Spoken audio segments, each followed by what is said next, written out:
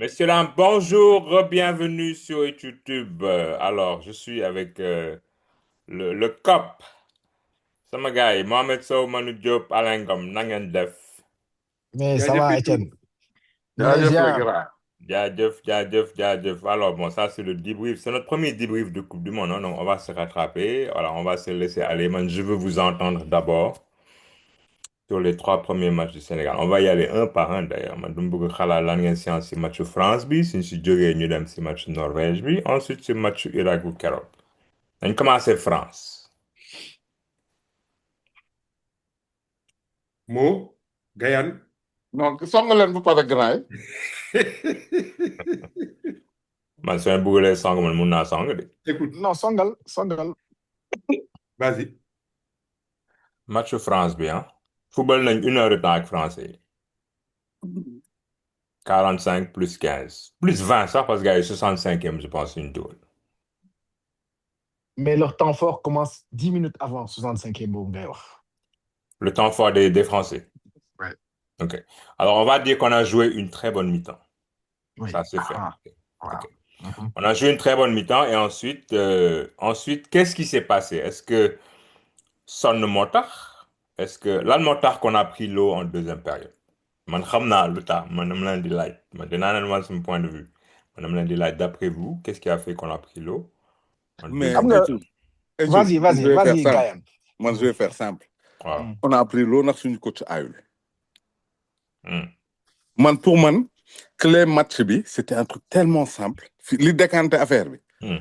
C'était un truc tellement simple. Xam nga def nañ fi live mën na leen fekk ñuy wax Eto'o mën na leen Malick Diouf star boo ko jox. Hmm. mu fay ko. Waaw. Malick Diouf première mi-temps Olysée côté am la nekkoon. Mhm. Daf ko fay. Il y avait pas de Olysée en première mi-temps. Mhm. ñu dugg deuxième mi-temps Deschamps décalé Olysée andi ko ci digg bi Mhm.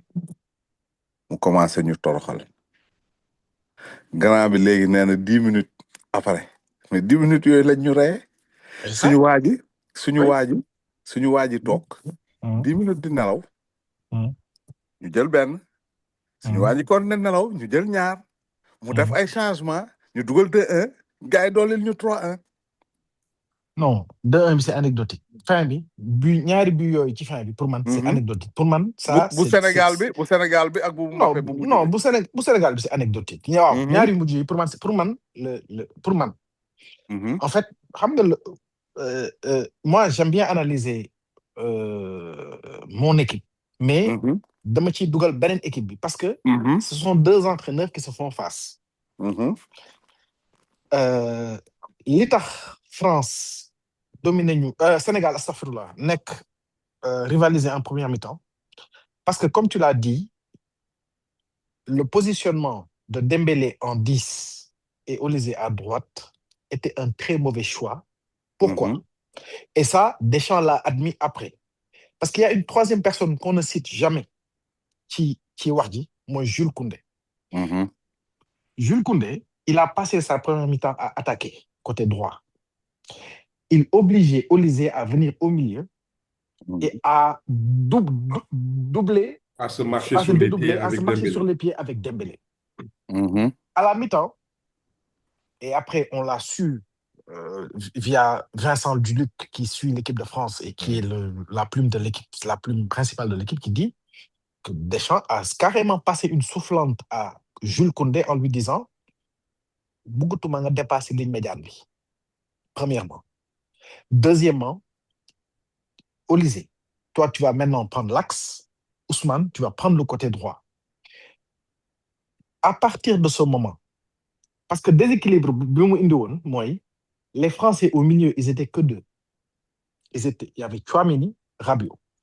En face d'eux, il y avait trois milieux sénégalais. Gana, Pape Gueye, Lamine Camara. Et, Sadio Mané a passé quasiment toute la première mi-temps à jouer milieu de terrain. Donc, ils étaient carrément à 4 contre 2. Gana Gueye jouait comme dans un fauteuil. C'est-à-dire que Gana melni ku nek ci salam. Nice! Lolo non, effectivement, Alain, je suis d'accord avec toi que l'erreur tactique de Pape Thiaw a été de ne pas savoir comment résoudre le changement tactique induit par Deschamps. D'accord naa mais xam nga man lu may bañ ñu ne tirer conclusion ne coach bi xamul dara non dafa daje ko nax deuxième mi-temps et surtout France li mu ñu def gëm naa ni da koy def équipe yëpp jusqu'au bout grand je vais te mais bon ce n'est que mon avis nag waaw d'accord gis nga dafa am fu may d'accord ak yow boo ne dañuy yuuxu ne coach bi xamul dara mais man neneen laa koy analyser pour man coach bi c'est pas que xamul dara parce que tane na ay coach pour man en Afrique même il arrive à tirer son épingle du jeu même coach bi niveau am dafa am fu mu yem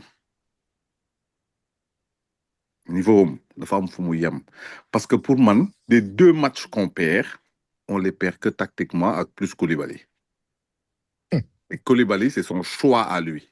Je laisse Étienne et Manu. Maintenant, xam nga pourquoi je dis ça li nga wax ni dama ci bëgg tontu mais vas-y. Xam nga pourquoi je dis ça. Gis nga ñun Sénégal on crie chaque jour l'expertise locale. Man je l'ai dit sur un autre live nee naa suñu expertise locale bu baaxoon su Aliou Cissé on aurait pris 2 CAN 3 CAN et muy Aliou Cissé muy Pape Thiaw personne n'arrive à nous faire une bonne équipe les joueurs on les a mais prouver mondial ils y arrivent pas dafay wane ne rek gars ils sont limités à l'Afrique. Gaël, tu me permets une question vite balaa ngay enchaîner. Gaël. Avant ñaar ñi nga lim Aliou Cissé ak kii. ñaata yoon nga dem coupe du monde. benn yoon. waaw jeex na. non je vais t'expliquer pourquoi. benn yoon 2002 dem nañu coupe du monde. mais xam nga 2002 dañu nekkoon benn dajale la woon. on a eu la chance en même temps d'avoir plus ou moins beaucoup de bons joueurs. Mais l'après 2002 nous a fait comprendre qu'on doit former des joueurs. Mais attention, attends, après 2002, tollu nga benn instant boo xam ne tu te retrouves avec 4 très bons attaquants de pointe. Tu avais, après 2002, tu as eu la meilleure génération d'avant-centre que le Sénégal a connue. Exactement. Mais formation globale boobu Sénégal bëreegul ko. Faut pas se mentir ak jàmbaar la lu bëri commencé. Génération foot ñëw ci tout ça. Gis nga tey man la chose dont je suis persuadé c'est que le fait que le Sénégal gagne ce n'est pas le mérite de leur coach. Non, c'est le mérite des formateurs. Non. Je suis désolé. Je suis désolé. Je suis pas d'accord. Tu as connu Guy Stéphane à la tête de l'équipe. Tu as connu Kasper Zak. Tu as connu des gens. Ils sont tombés avec des joueurs moyens. Voyons, mais les attaquants non. Mais tu avais une bonne défense, tu avais un bon milieu. Bi nga am 4 attaquants yu tàng yi. Tu avais quoi derrière? Tu avais Habib Beye, tu avais Lamine Diatta. Attention. Lamine Diatta boobu mu ngi jeexal. Non, mais tu l'as eu jusqu'en 2006. Ay Bayal Sall nga fi ay ñoom Bayal Sall ak ñoom Dame Ndoye nga fi amoon de. Toi, tu parles de après. Mais je parle de 2002 à 2008 à peu près. Tu avais une très bonne génération et tu as eu des Kasper Zak, etc. Yoo xam ne yóbbuwuñ équipe bi fenn xam nga Gaël. xam nga pour man Aliou Cissé. On peut lui reprocher tout ce qu'on veut. Mais Aliou Cissé xam nga lan la indi ci équipe bi. Aliou Cissé dafa indi discipline ci équipe bi. D'accord naa ci loolu. Loolu d'accord naa ci. Et ça, d'accord naa ci à 200%. Et ça, pour moi, c'est la clé principale de notre succès, de notre première CAN.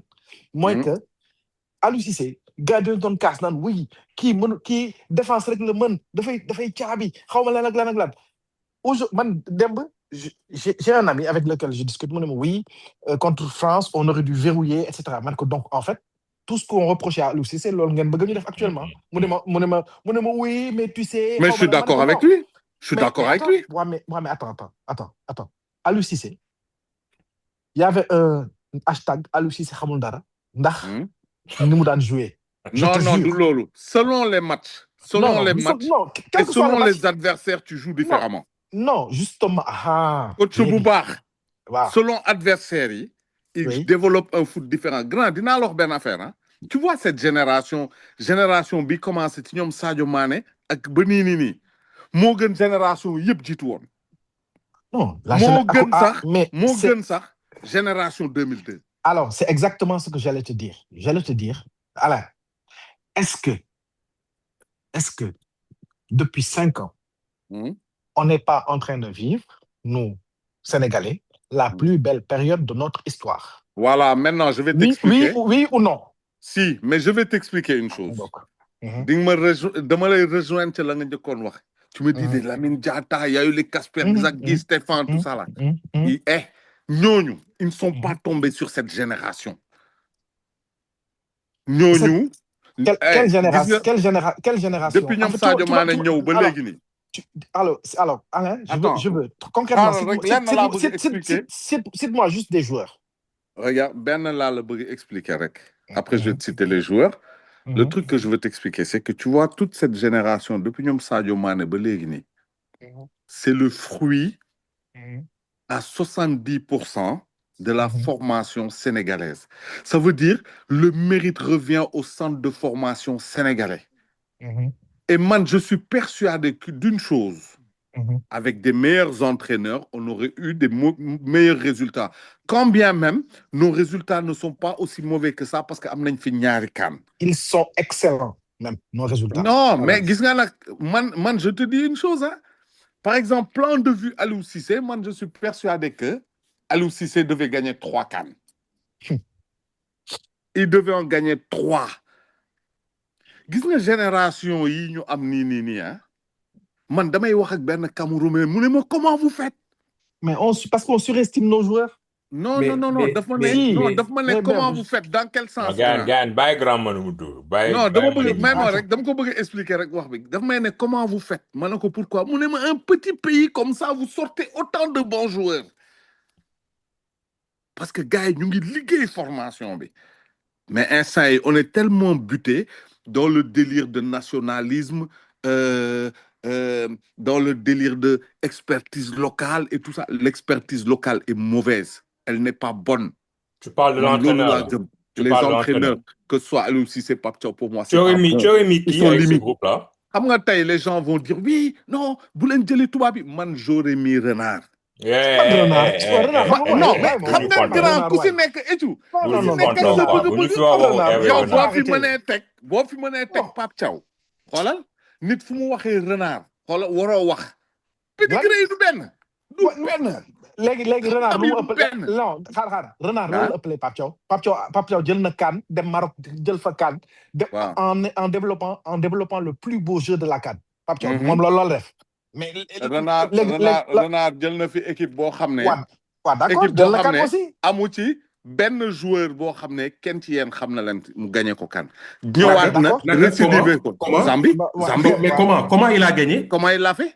Comment il a gagné? Il s'est basé sur les forces de son équipe. Il a fait 3 nuls avec ñaata tir au but.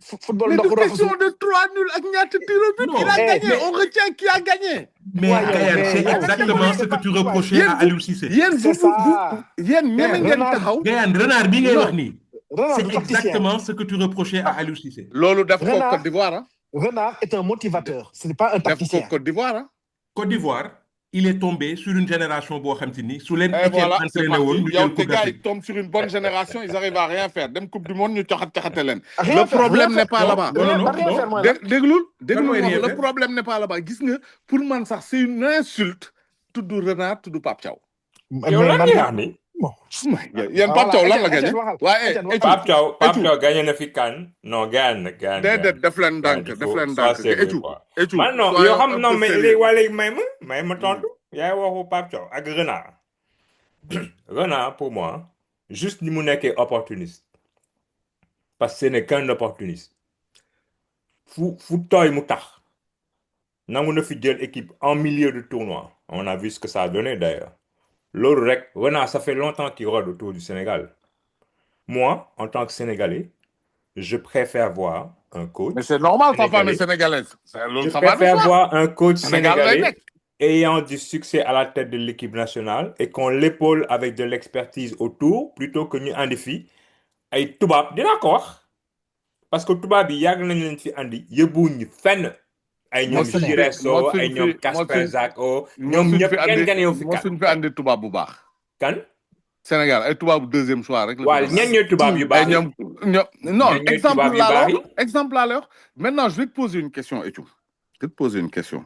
Gis nga man Pape Thiaw Pape Thiaw de base j'aimais bien et j'aime encore bien mais Pape Thiaw il commence à avoir la grosse tête te loolu moo may énervé waaw même ma wax la pourquoi tu vois pendant la CAN à chaque fois premier match yi gars yi dañuy casse ils changent la mondiale daf ñu nekk di wane ne je fais ce que je veux mais non. Et ça ne marche pas. Mais Gaël, je pense que la raison est différente. Je pense que Pape Thiaw, il a eu peur ou le moment a été trop grand pour lui. Amène le code d'Aldal, Pape Thiaw. Est-ce que je peux parler? Oui, vas-y.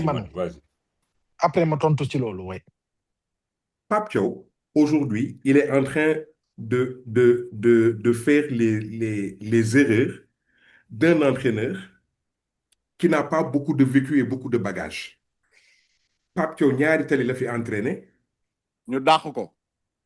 Peu importe. dàq nañ Mourinho ci 11 clubs. Bon. championnat Sénégal ngay wax de. ñaari tali la fi entraîné. dem jël booy équipe nationale CHAN. ñëw tey jël équipe nationale A. Pape Thiaw boo xoolee son vécu li mu mës a entraîné ci ay match yëpp. matul 100. Donc c'est normal qu'il y ait des lacunes parce qu'il n'a pas beaucoup de bagages. Mais il faut reconnaître également à Pape Thiaw bi mu demee ci CAN bi d'avoir développé un jeu ici qu'on n'a pas vu au Sénégal depuis 2002. On a reproché à Aliou Cissé de ne pas avoir. Merci. fàttewuma sax loolu. Aliou Cissé moom ñun xam nañ fi ñu ko tegoon mais Pape Thiaw tey jeu bi mu doon produire ñun gëjoon nañ ko gis depuis ñoom El Hadj Diouf ñoom Salif Diao ñoom Pape Bouba Diop et cetera machin. Ak possession. Et encore, équipe bu ñoom Pape Bouba Diop, on l'oublie, mais c'était une équipe défensive. Attention. Oui. Très défensive même. Absolument. Voilà. Pape Thiaw a joué avec la possession. Dañ doon jouer équipe bi bu ñu paree on avait une possession supérieure aux autres équipes. Loolu, c'est à mettre à son crédit. Il a pu faire des erreurs parce que nag mënoo comparer Deschamps, comparer Pape Thiaw. Deschamps, ça fait 12 ans qu'il entraîne l'équipe nationale de France. Donc, vécu bi mu am ak bagage bi mu am mënoo ko mais. Et Deschamps, il a gagné la Coupe du Monde, il a joué la Coupe du Monde, il a tout gagné. Vécu, il va beaucoup quoi. Il a tout gagné. Donc, mon Pape Thiaw, c'est pas un crime. Là où je suis d'accord avec Mohamed, c'est que nous, je pense qu'on a un peu surestimé notre équipe nationale. Par patriotisme, par ferveur, par tout ce que tu veux. Mais on a un peu surestimé l'équipe que nous avons, quoi. On a pensé à un moment donné qu'on pouvait battre la France, qu'on pouvait battre la Norvège, que le chemin était tout tracé pour qu'on aille minimum en quart ou en demi-finale. Ce qui n'est pas le cas. Mais France, non, mais Manu, dans les lives ici avant la Coupe du Monde, on était tous les quatre pas rassurés par rapport à l'état de forme de l'équipe, surtout la défense. Mais Ethiou, man, je vous dis, Sénégal, il y a un vrai problème. Problème pour rëy. Problème de quoi? De joueurs. On a un problème de joueurs. Non. Alain, si tu me permets, juste, ma tontu ci li nga doon wax sànq. En fait, Pape Thiaw, son malheur, son problème aujourd'hui, c'est que Pape Thiaw, il a construit son équipe autour d'une colonne vertébrale, Mendy, Koulibaly, Gana, Sadio. Est-ce qu'on est d'accord? Non, on est d'accord. Donc, la construction de son équipe, c'était autour de cet axe-là, principalement. Et autour de cet axe-là sont venus se greffer des joueurs qui sont devenus plus ou moins importants, mais qui ne se sont jamais installés dans la durée. Bon, Aïe Pape Gueye, Aïe Iliman Ndiaye, Jackson, etc. Ils se sont jamais installés, mais la colonne vertébrale est restée inamovible. Et Pape Thiaw, son problème a été qu'il n'a pas su résoudre la méforme des éléments majeurs de sa colonne vertébrale. Il n'a pas su résoudre ça. Soit parce qu'il n'a pas eu le courage de sortir Non, Amoul des soit, éléments... c'est il n'a pas eu le courage. Non, Gaël, mais laisse-moi juste finir.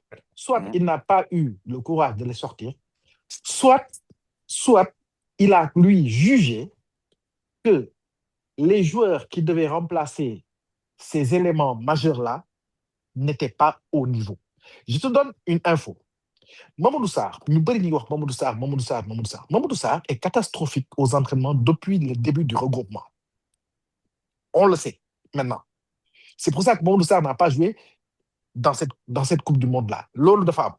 Donc, pour moi, en fait, on surestime la qualité des joueurs qui sont censés remplacer nos joueurs majeurs là, les joueurs majeurs que j'ai cités. Aujourd'hui, un Kalidou Koulibaly à 30% est meilleur que Pape Mamadou Seck. Pape Mamadou Seck n'a pas de relance. Pape Abdoulaye Seck n'a pas de relance. Il est lent, il n'a qu'une qualité, c'est son jeu de tête offensif. Point barre.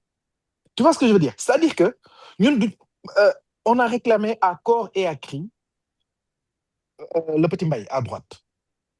Le Petit Mbaye à droite, je suis désolé, il n'a pas encore l'étoffe pour être titulaire en équipe nationale. C'est un impact player. On l'a vu. C'est un impact player que tu mets dans les 30 dernières minutes parce qu'il a en face de lui des défenseurs fatigués. Et il apporte sa vitesse et sa percussion. Comprends? Man, faut ça dit que Pape, peut-être qu'il a fait des erreurs et je le reconnais. Mais Pape est aussi tombé sur une mauvaise période physique concernant sa colonne vertébrale. Légui, pour finir, j'ai une hypothèse. Peut-être qu'elle se vérifiera, peut-être qu'elle ne se vérifiera pas, mais j'ai une hypothèse. J'ai regardé l'équipe. L'équipe manquait surtout de dynamisme physique et de vivacité dans les 2 premiers matchs. Et ça, c'est le signe souvent d'une préparation foncière très poussée avant une compétition. Xam nga gars yi bu ñuy dem Coupe du Monde en général, dans les 2 semaines en amont, ils refont une préparation foncière pour la compétition. Selon toi, tes objectifs physiques, tu fais une préparation foncière poussée. Et ça, le revers de la médaille, c'est que tu connais un début de compétition où tes joueurs sont très lourds et très peu dynamiques, mais ils ont un pic de forme au fur et à mesure de la compétition. Légui, li ma gëm mooy équipe bi ñu gis contre France ak Norvège, on a subi le contre-coup de ce truc-là. Je le pense vraiment. Et je pense que contre la Belgique, on verra une équipe d'une autre dimension physique. Mais moi, je suis d'accord avec vous parce que j'ai vu un de tes lives là où tu parlais du fait que Pape Thiaw a mis, comment il s'appelle, Kalidou Koulibaly en phase de reprise contre la France pour qu'il gagne un peu plus de temps de jeu et qu'il un peu plus de forme. Pour moi, Lolo, c'est un aveu, mais OK, je fais l'impasse sur le match contre la France. Oui, c'est vrai. Et je fais l'impasse sur le match. Je suis d'accord avec toi. Faut la d'accord les man. Voilà, légui nak xam nga lolu man comment ni lolu erreur la. Man damay d'accord ak yow parce qu'on a perdu 2 fois. Pour man lolu moy erreur. Bu dé erreur bu ñu mëna reprocher Pape Thiaw, lolu la. OK. Mais si demain l'équipe se retrouve en quart de finale ou en demi-finale en écrasant tout le monde physiquement, nañu ñëwaat fii toog ci live bi wax ni génne. Xam nga man damay dellu si fa nga wax fi nga njëkkee wax. Man dama gëm ne amuloon fitu laal colonne vertébrale bi. Man loolu laa ñàkk ñame. Je vais te dire hein, man le match référence bi bal bi gën a daw ma seetaan de ces dernières années ci matchu Sénégal mooy CAN bi ñu dóor Cameroun. Le gars, il avait aligné qui? Pape Gueye, Lamine Camara, Pape Matar Sarr. Il n'avait pas mis Ghana. Bobu la ñuy jël ñom Zambo Anguissa boy di ko wëndeelu lo ni xalé bu ndaw. Pape Thiaw non seulement dafa amul fitu li muy def looloy un bi deux il n'écoute même pas il ne sait même pas écouter ce que les gens disent il n'écoute même pas ce que les joueurs disent même ak grand Manu gis nga on bat l'Angleterre 3-1 Lamine Camara entre guillemets il fait comprendre à tout le monde il joue le match on le gagne il fait comprendre à tout le monde qu'il n'arrive pas à jouer avec Ghana parce que équipe nationale poste bi ñu koy teg du postam Pape Thiaw il insiste à le faire jouer ci poste boo xam ne tu en as d'autres seen poste la pour rek bañ a laal Ghana la base c'est quoi c'est pas critiquer Ghana je suis pas là pour critiquer Ghana entre parenthèses Ghana qui a été un de tes 2 meilleurs joueurs à la CAN. Ghana je ne suis pas là pour le critiquer mais de me gommer à un moment donné il faut savoir faire le choix fort soit tu nous mets Ghana soit tu nous mets Lamine Camara mais arrête de nous mettre les deux ensemble. Mais toi aujourd'hui si tu dois faire un choix Gaïan tu choisis Ghana devant la défense ou Lamine Camara devant je te dis la vérité tay j'amène Ghana devant la défense mais Ghana ne me finit pas le match. Ah bu la neexee. Il va jouer 55 max 60 minutes. Mais Lamine Camara. Pourquoi est-ce que tu veux qu'on ait un entraîneur qu'on le mette ici et que sa stratégie soit d'écouter les gens? C'est pas question de stratégie d'écouter les gens. Je vais te dire un exemple. Hein.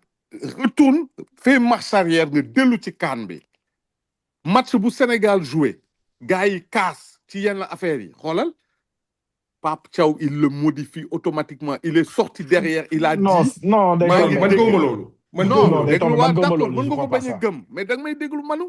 il dit clairement, tu sais, il y a un moment donné, les Sénégalais, ils sont 18 millions. Sénégalais, ils sont footballeurs professionnels. Mais beaucoup quand ils fait que 10 sur le football normal. Il ne faut pas être un savant pour le savoir. Nous quatre qui sommes là, quand si joxone équipe tu ne vas pas aligner Ghana et Lamine Camara en même temps. Gaël. Tu ne peux pas tay di ni mënuñ bu fekkente dañu wut entraîneur bo xamanteni da fay tok di déglu li ñeneen ñi di wax mu koy intégrer cet entraîneur là il faut le foutre dehors. Mais man je préfère cet entraîneur là. Sénégal il y a 75 000 experts. Mais amul kenn ci experts yooyu Manu, ce n'est même pas ça dépend. Manu, ce n'est même pas que ce côté-là. C'est la majorité qui dit la même chose. La majorité, de femmes logiques, au jour d'aujourd'hui. Est-ce que tu te rends compte? Un truc, je te donne un exemple, Manu. Je te donne un exemple. Depuis la CAN, je crie partout. Guenel Lenma Jackson, mettez Ismaël Assar en pointe. Lolo, de mon coup, on a écouté le gars. De femmes lo xamné xolal logique bu simple la gars yi tuné wuñu xam nañu football tu as ramené 3 avant-centres au mondial 3 avant-centres il y en a aucun qui a mis 10 buts en sélection fantomatique il y en a aucun qui est bon à un moment donné li ngay wax ni c'est de la prétention non mais parce que Pape Thiaw dafa dem jàngi football c'est un professionnel dafa dem jàngi football am diplôme entraîneur et puis di dundu ak groupe boo xamante ni yow dundoo ak ñoom. non c'est pas question yow Manu xoolee woo fi may wax de la chose que je t'explique tey dafa am loo xam ne man duma professionnel j'ai pas été pro rien du tout mais bi ma juddoo ba léegi maa ngi suivre football comme au moins 13 millions de Sénégalais. Oui. Il y a un minimum bo xamné hein dafa am minimum logique bo xamné nit ñi dañ koy gis xam ko même buñu nekkul pro nekkuñu entraîneur est-ce que tu vois quand tu as une équipe hein bo xamné la la wax ni dé l'avant-centre ne te met pas de but da ngay wañi say chance doolay Sénégal excentré ñoy duggal milieu ñoy duggal oui à un moment donné gis nga dara bu doxul fokk nga changer ko mais du lolu non dox na justement man ma gëna contre Jackson ñep je l'ai déjà dit dans ce live là man dama contre Jackson mais man dama gëm ni tay Jackson doit être titulaire. Ah non jamais de la vie. Je t'explique. Est-ce que je peux expliquer pourquoi? Je vais expliquer pourquoi. Quand j'ai fait une petite vidéo en débriefant Mais comment je veux que Jackson revienne à droite et que Ismaël Sarr reprenne son poste parce que Mbaye remplaçant là. Ben grand démon, non. Ismaël Sarr, on a vu, il a marqué 3 buts. Mais Ismaël Sarr, quand il marque son doublé contre la Norvège, mais il est à droite, c'est Jackson qui est dans l'axe. Oui. Je suis désolé.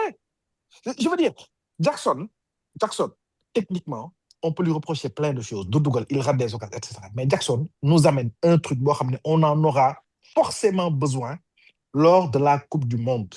Moi, Jackson, il a une capacité physique à presser les défenses, à faire des appels dans le dos des défenses qu'aucun de nos attaquants n'a. Il pèse physiquement. Ismaël Sarr, Dougal, oui, mais quand Jackson était là contre la Norvège, il a mis un doublé. Moi, il est faut pas qu'on s'arrête juste à des trucs circonstanciels pour analyser. Faut qu'on analyse globalement. Pour Dor, et on en parlera peut-être après, mais aujourd'hui, tu vas pas mettre Eliman à droite, Ismaël Sarr dans l'axe, Sadio à gauche. Tu ne vas pas le faire. Parce que Iliman Ndiaye, à droite, il est improductif. Iliman Ndiaye est un joueur d'axe, comme Olysée. Iliman Ndiaye est du déborder. Iliman Ndiaye est un joueur d'axe. Et quand tu le mets à droite, il revient tout le temps sur son... Mais bon, là, il repique toujours. Donc aujourd'hui, le seul joueur capable d'occuper sérieusement ton côté droit, c'est Ismaël Sarr. Donc, remets Ismaël à droite, remets Jackson dans l'axe, nous faisons le travail de pressing. Et je ne sais pas si vous avez remarqué, les dernières grandes compétitions internationales ont été quasiment toutes remportées par des équipes qui avaient un avant-centre qui se sacrifiait pour le collectif. Olivier Giroud, Espagne Bimi gagné, c'était la même chose. Bonne équipe, l'Argentine, Alvarez s'est sacrifié pour Messi. Toutes les équipes ont un avant-centre qui se sacrifie pour le collectif. Avant-centre buteur, Gedna Mbouyag. Mo, tu parles d'Ismaël Sarr à droite. Non. Ismaël Sarr contre la France, il a joué à droite. Oui. Tout le match. Oui. Qu'avez-vous pensé de son match contre la France? Il n'a pas été efficace. Il a été bon, parce qu'il s'est créé des occasions, mais il a manqué d'efficacité. Parce que ces occasions, s'il les marque, on dit quoi? On dit Eliman. On dit il est top. C'est ça. Et tout. En fait. Et tout. Man, si je me dis 3 équipes Sénégal, dañ leen di lister. Dans les 3 équipes, je ne mets pas Jackson titulaire. Au jour d'aujourd'hui, je ne le mets pas du tout. Moi, vous savez ce que je pense de Jackson. Pourquoi? Avant, je l'ai dit ci fii sax ci live ne Jackson day sonal yeneen défenseur day pressing day nanani loolu ci match yi dama ko gisul sax mu def loolu noonu ma gisoon ci moom sax laa gisatul au jour d'aujourd'hui. Mais ça veut dire quoi? En tout cas, quand on prend le match de l'équipe de France, je pense que ce qui s'est passé en seconde mi-temps, c'était un naufrage collectif. En tout cas, physiquement. Et physique. Physiquement, ça là, techniquement, mais physiquement, il y a eu un moment où toute l'équipe a baissé physiquement. Ça peut être expliqué par le fait qu'il y ait eu une préparation foncière qui fasse que les jambes sont lourdes, whatever. Mais la contre-performance contre la France ne peut pas être imputée à Jackson. Et celle contre la Norvège, l'an nga koy justifier. Mais celle contre la Norvège, c'était très simple. Je veux dire, Norvège, gagné-nous parce que de football, nous gagné sur des erreurs. Les buts ont été sur des erreurs individuelles. Est-ce que xam nga ne man quand je regarde les 2 matchs, France 10 na trop. Mais bima seetaanaatee match bi, je me suis rendu compte que Maignan était largement prenable. Mais Maignan, c'est le maillon faible de la France. Largement prenable. Ça veut dire quoi? Ça veut dire quoi? Voilà, ça veut dire quoi?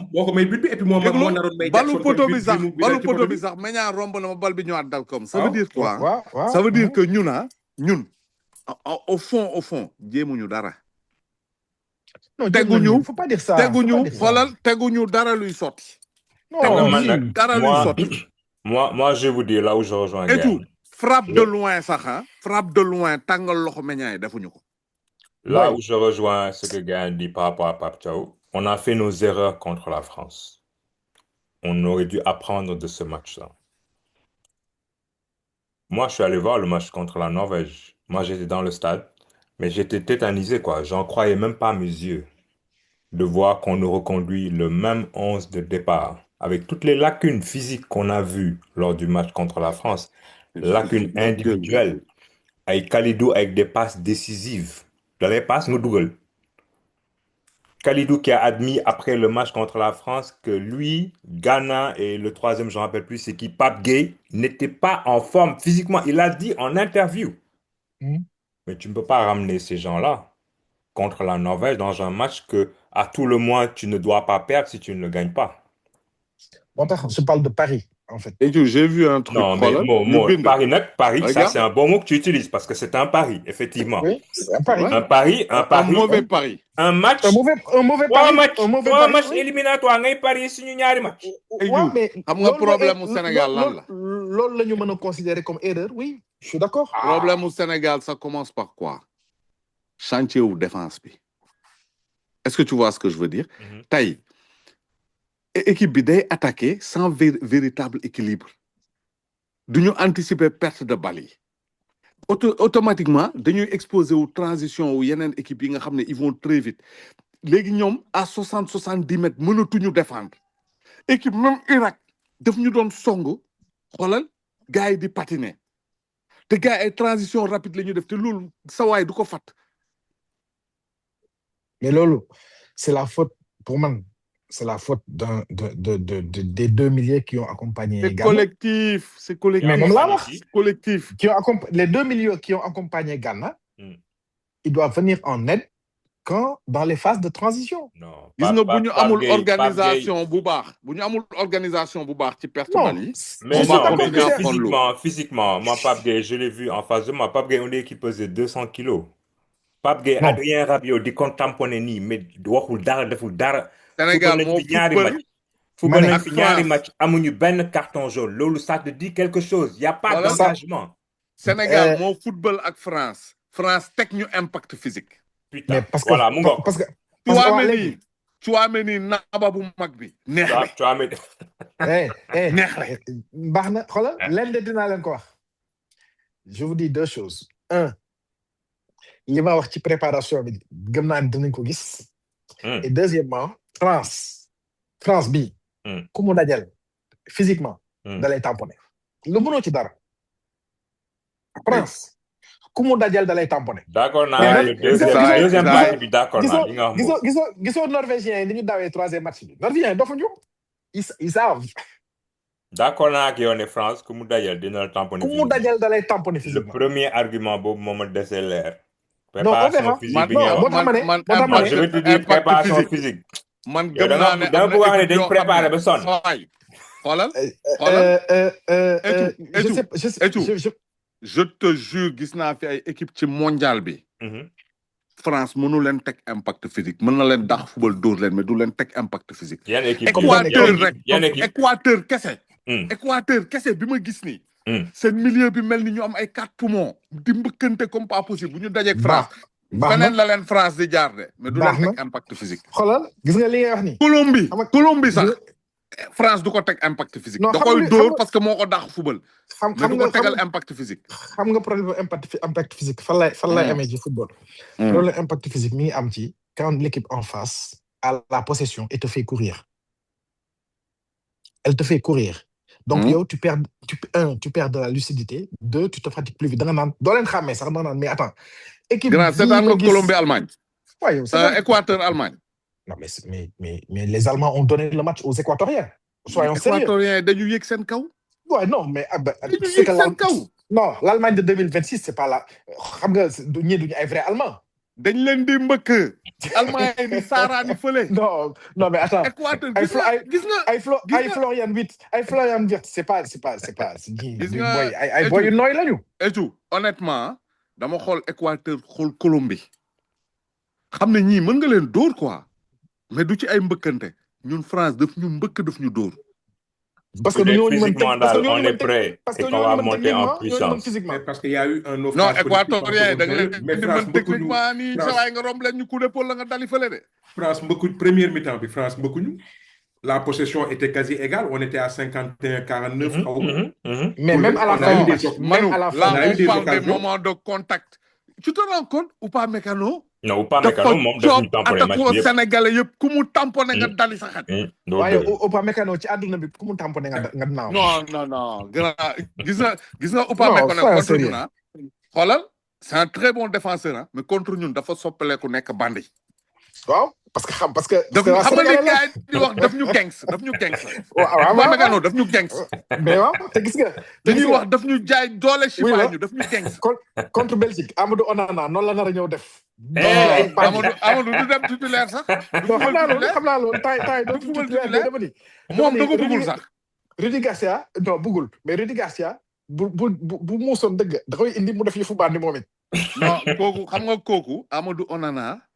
Boy Colobane du bokk xoolal du bokk ak Upamecano du bokk ak Dembélé parce que boo yooyu sax ay ils sont nés ici Dembélé yaay ji sénégalaise la Upamecano yaay ji sénégalaise la ce n'est pas le même Amadou Onana dafa juddoo town màggee town xoolal il a dit clairement yàlla bul ma andil Sénégal non xam naa loolu parce que encore lui on sait encore benn erreur seen soi-disant grand coach Aliou Cissé là encore moo tax on l'a jamais eu ça le problème ne venait même pas de lui dinañu dajeeg suicide dajeeg dandoy mu sonal ñu foofu encore Aliou Cissé dandoy ayul pardon non dandoy ayul de mais moo ma gënal Sadio Mané instant yi bàyyi li ngay wax non Sadio xoolal Sadio c'est le king rien à dire sa waay Sadio nekkatul Sadio de Sadio oui léegi dugal kon Norvège moom moo doon déborder de 87e minute nag voilà le match contre l'Irak c'est le carton rouge qui le rend facile on est d'accord on est d'accord kan moo indi loolu Sadio mais grand xam nga man gis nga ci début fii nii bëgguma sax waxu match Irak parce que du woon match du match référence non match référence la xam nga pour lan non match référence la par le résultat parce que l'équipe du Sénégal s'est facilité la tâche en ouvrant le score très vite, en faisant expulser un gars très vite. Affaire bi yomb affaire bi loolu la booy jouer équipe bu ndaw da nga koy wane yow yaay équipe bu ndaw bi. Sénégal loolu la def contre Irak. D'accord mais lan nga doon wax avant sax man maa ngi. grand benn question laa leen bëgg a poser. lan mooy problème mu Sénégal. bu attaqué wee ñu contre-attaque ko du fi nekk. défense bi mais parce que physiquement on n'est pas en place. on n'est pas en place kon yow pour yow c'est juste physique. c'est pas tactique c'est physique. mais c'est pas tactique. mais boy ñun normalement boo xoolee équipe bi démarré contre France démarré même contre Norvège mais ça c'est notre équipe type. Oui. Donc loolu moom lañ footballé CAN bi yëpp à une exception près. C'est une grosse exception Manu. Je peux poser une question. Vas-y. Aujourd'hui, avec les joueurs qu'on a actuellement, les 26 joueurs, jox leen ma ku ci nekk sa axe central bi ngay teg contre Belgique. Axe central. man perso ñu bëri duñ d'accord de ne Mamadou Sarr kaka man Mamadou Sarr ñàkkate moom gën a. wala Pathé Ciss ñàkkate. benn ci ñaar. Ok. Etienne. Même chose. Niakhaté, c'est sûr, titulaire indiscutable. Si Mamadou Sarr, je ne sais pas ce qu'il vaut. J'aurais aimé savoir ce qu'il vaut. Voilà. Après, le problème, c'est que comme on n'est pas dans le groupe. Et donc, ne sachant pas ce qu'il vaut et qu'on me dit qu'il ne vaut pas grand-chose, mais je me suis dit, parce que Pathé Ciss a rendu de bons services pendant qu'il a joué. Il est dans un creux. Bon, Légui. Donc, vous êtes prêt à mettre un milieu de terrain défensif qui a dépanné dans l'axe. Vous êtes prêt à le mettre dans l'axe contre la Belgique. Il a dépanné dans l'axe parce qu'en club, il joue dans l'axe parfois. Non, parfois. C'est rare. Très souvent. Fin saison, il a joué et Nobel ne jouait pas. Ouais, d'accord. Mais Pathé Ciss. Si j'ai mis une hypothèse. Si Kalidou retrouve ses capacités physiques, vous ne pensez pas que Moment c'est central? En 4 jours. En mais 4 oui, Kalilou en jours. forme. mais Kalilou en mais forme moo mën ñëpp. man gëm naa. Problème bi mooy est-ce que dina dellu si en forme. li ma gëm mooy Kalidou et aller voir gis nga troisième match bi bu ñu bàyyoon Pape Thiaw day indiwaat Kalidou. waaw mais heureusement que ci boppam bàyyi ñu ko. non dafa ndànk pour man Kalidou moom moo dem ne Pape Thiaw bul ma dugal. Heureusement. Mohamed man foofu laa d'accordule ak Pape Thiaw. Parce que bu fekkente ne son intention c'est de lui donner du temps de jeu pour qu'il monte en puissance et qu'il soit opérationnel lors des phases éliminatoires. Il doit le mettre. C'est hyper idiot qu'il ne le mette pas contre l'Iran. Voilà. La question est simple léegi contre Norvège lu tax Pape Thiaw génnee ko. Mais parce que finalement individuel. Ah non, faut dire la chose parce que Gana ak Sadio ci biir match bi ñëpp gis nañu image bi ñoo ko ne génnee ko. Non, d'accord, mais xam nga moo tax ma ne une équipe a des cadres. Les cadres, ils ont aussi un poids. Donc ils ont vu que le gars, psychologiquement à cause de ses erreurs, il n'était plus là. Mais Pape Thiaw doit aussi apprendre dans son manque d'expérience à gérer ses cadres. Absolument. Je suis d'accord avec toi. Et ce qui nous a beaucoup coûté, c'est la gestion de cadre. Mais la gestion de cadre, ça arrive à toutes les équipes du monde. En 2006, l'équipe de France, après ses 3 premiers matchs, et je voulais faire ce parallèle-là, après les 3 premiers matchs, Zidane, Thuram ont pris les clés de l'équipe. Les gars, vous nous écoutez maintenant. Domenech, Nawach, nous, on va jouer comme on a décidé de le faire. Et c'est ce qui s'est passé. Ils ont pris les clés de l'équipe. Je suis d'accord avec vous qu'à un moment, si l'entraîneur ne sait plus quoi faire, à un moment, les joueurs cadres doivent prendre leurs responsabilités. D'accord, Mo, à la différence que les joueurs cadres dont tu parles, ceux qui ont pris l'équipe de France, ils avaient physiquement le niveau, en plus de leurs aptitudes techniques, pour pouvoir produire sur le terrain, avec leur statut de cadre. Les cadres sénégalais d'aujourd'hui, tu prends Kalidou, tu prends tous les gars de la Moelle Épinière dont tu parlais tout à l'heure, les piles dorsales. Mais physiquement, ils sont à bout. Et ils ne peuvent pas prendre ces responsabilités-là sur le terrain. Je rembobine justement. 2006, les 3 premiers matchs. Zidane fait des matchs catastrophiques. Wow. Les Espagnols le titre, on va le mettre à la retraite. On dirait un vieux avec une canne, etc. Je m'en souviens très bien. Des Khas Thuram. Nan Thuram, le vieux qui joue dans l'axe, etc. Il est sauvé par Galas. Exactement. Tu parles de 2006, pas de 98, hein? Je te parle de 2006, là. Ok. Moi, je France dit Togo, 3e match, 2-0. Beaucoup d'orul top. D'accord? Parce que France de fait nul avec Suisse, nul avec Corée. Donc, on va jouer 3e match. Mais ils ont entendu exactement la même chose que l'équipe du Sénégal. Zidane catastrophique. Parce que, et on l'a su après, Robert Duverne leur avait fait faire une préparation très poussée, en amont. Gars, mon football. Oui. Moi, j'espère de tout cœur que tu as raison. Moi, ma théorie, gars, nous Disney, nous lek ma fait 3 heures du matin, moi, nous 10. De préparation super poussée. C'est des pros. C'est des pros. C'est des professionnels quand C'est même. des pros. Ils ont quand même une hygiène de vie irréprochable jusque-là. Ils ne vont pas attendre aujourd'hui. Pourquoi on a entendu que des joueurs commandaient à bouffer dehors? On a entendu. Attention, Etienne. Un journaliste beaucoup gagné? Attention, Etienne. Moi, tout le monde rumeur. Ah, bah non. Si, moi, tout le monde rumeur. Ok. Tu sais, ça, si un journaliste fait un papier comme ça et que sur le terrain, ça ne paraît pas, c'est classé sans suite. Ah, mais justement. Si un journaliste fait un papier comme ça et que tu ne reconnais pas physiquement tes joueurs, tu es en droit de te poser les questions, qu'est-ce qui se passe? Je suis d'accord. Et nous, c'est ça que nous on fait, nous les Sénégalais. Nous, Sénégalais, nous physiquement sur une équipe qui gagnait Cannes il y a quelques mois. Avec les mêmes joueurs. Si je me 2002, ma gëm ko wala 2006. Mais avec l'équipe Binini, franchement, depuis qu'ils sont là, quand même, ce genre de comportement. Non, Moussoulam. Jamais. Et ça, il faut le reconnaître. On va laisser passer. Quand il y a défaite, quand il y a désillusion, il y a tout le temps des petites choses qui sortent du mot défli. Mais oui. Et tant que ça marchait bien, même vous faites qu'un commandé d'or, ça veut dire que tout est commencé.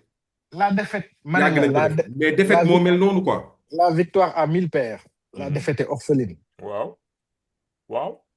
Bon, maintenant, on est heureux qu'on soit passé. Je pense que nous tous, on pousse un ouf de soulagement parce que, ça, on est les derniers repêchés. Sous Irak Dougalon, comme Irak, comme Iran, sous Dougalon, il y avait plein de scénarios qui nous mettaient out. Avec l'effectif qu'on a, ça aurait été un des, si ce n'est pas le plus grand gâchis, si on n'était pas passé. On est passé maintenant. Il faut regarder de l'avant. OK? Et d'ailleurs, voilà, mais regardez de l'avant. On revient pour la deuxième partie. Maa ngi dellu si.